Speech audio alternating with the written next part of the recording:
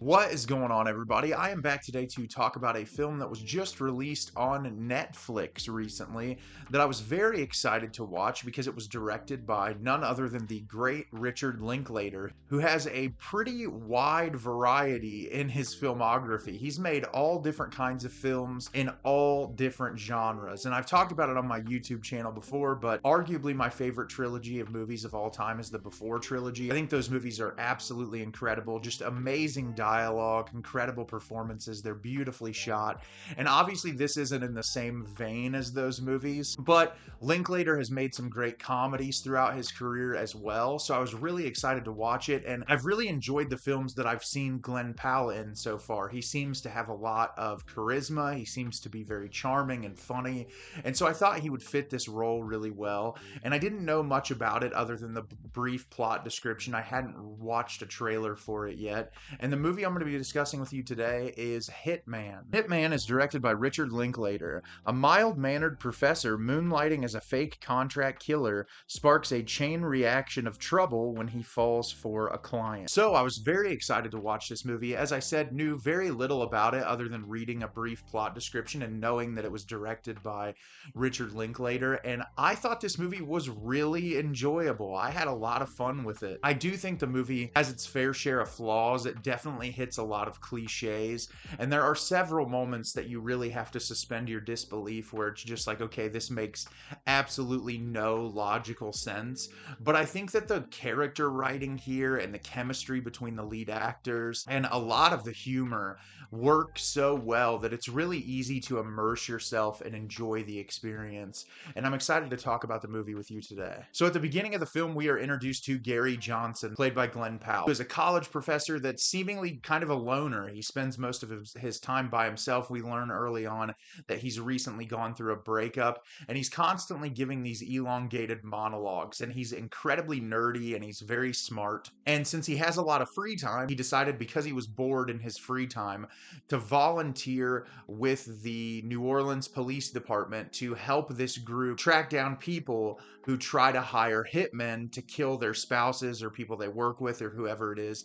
And he talks constantly about how the concept of a hitman exists in media and how this would never be a real thing. Like, hitmen would not exist. They're not actual things, but people play into their fantasies. And when they think that they have the ability to rid themselves of someone, they'll go to whatever lengths necessary to make that happen. So there's this whole monologue at the beginning, and normally he's just working out of this van with these people, and there's a guy that they have hired with them that goes in and poses as the hitman. Well, something happens with him. The police force tells that guy that he can't do it anymore, and they're on the site. They have someone in the restaurant, and they tell Glenn, hey, you're the only choice. You have to go in there. You have to do this. So he reluctantly agrees. He goes in there, and he's absolutely incredible at it. And so he ends up developing these different personas and going in dressed up as different characters, and he's constantly getting people arrested because he's so good at this job. One day he goes in to meet Madison, played by Adria Arjona, who tells Gary that she wants to kill her husband and that he's incredibly abusive, and she's telling him all of these things, and he starts to feel really bad for her, and he kind of breaks protocol and just tells her, like, hey, take this money that you're trying to give me and go start a new life for yourself and go buy a house, get away from it, but you don't want to go down this path. You'll never forgive yourself. And she leaves and she thanks him, and the police are kind of weird about it at first, but they just let it go. They're like, oh, she didn't play into it, whatever.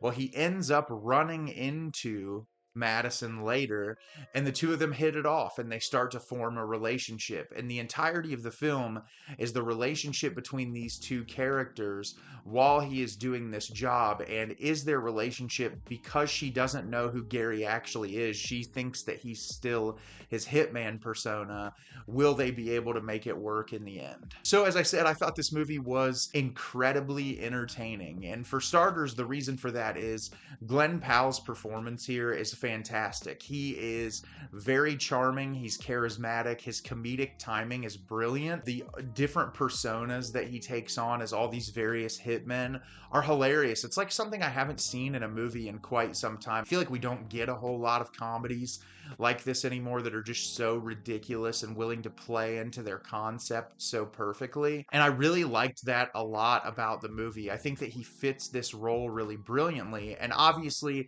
you know, Glen Powell, very classically handsome, traditional Hollywood looking actor, but similar to someone like Ryan Gosling, he has a lot of charm and he has a really great sense of humor. And so when he's playing into like the stereotypical college professor, kind of nerdy, he actually works really well for that role.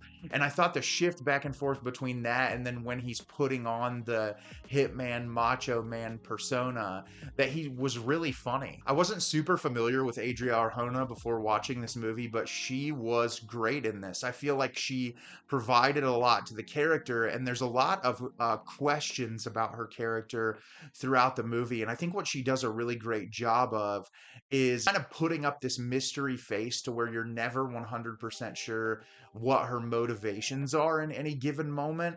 And it really made for an interesting watch. And the two's chemistry is fantastic. They really play off each other really well. They have a lot of witty dialogue back and forth, which Linklater does a really great job writing great dialogue.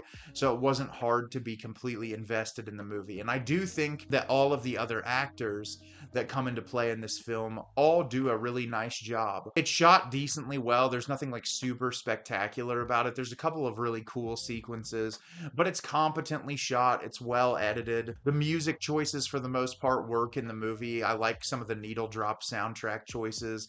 I feel like they complemented the film really well. And I think the pacing of the movie is really good. It's about an hour and 50 minutes, but I think Linklater does a really great job of like introducing little things and throwing issues in the path of this couple, kind of like trying to make a relationship work, even though neither one of them knows everything about the other one. There's so many interesting plot twists and things kind of thrown in your way throughout the runtime of the movie to make it a really edge of your seat, entertaining experience. And as I said at the beginning of the review, this is not a perfect movie by any means. There are a lot of things, and I don't want to go into spoiler territory because this movie has like a ton of twists and turns along the way, and it's a lot of fun to just go in blind.